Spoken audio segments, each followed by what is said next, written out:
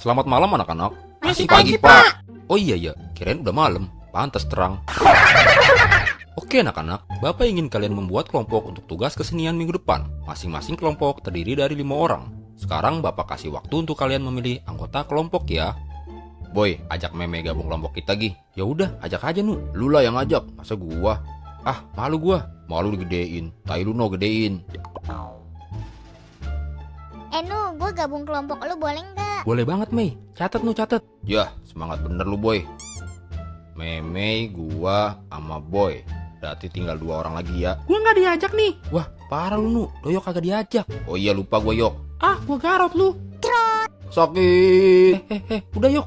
Ya, rabies dah anak orang.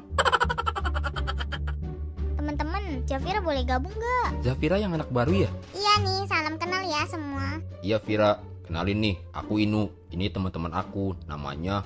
Ah udah, kamu nggak perlu tahu. Nggak penting juga soalnya. Biji mana anak-anak? Biji kanan, Pak. Kok malah ke biji-biji? Maksud saya bagaimana kelompoknya? Udah dapat belum? Udah Pak. Tugasnya apa nih Pak? Kalian mau tahu tugasnya apa? Mau, Pak. Kepo lu.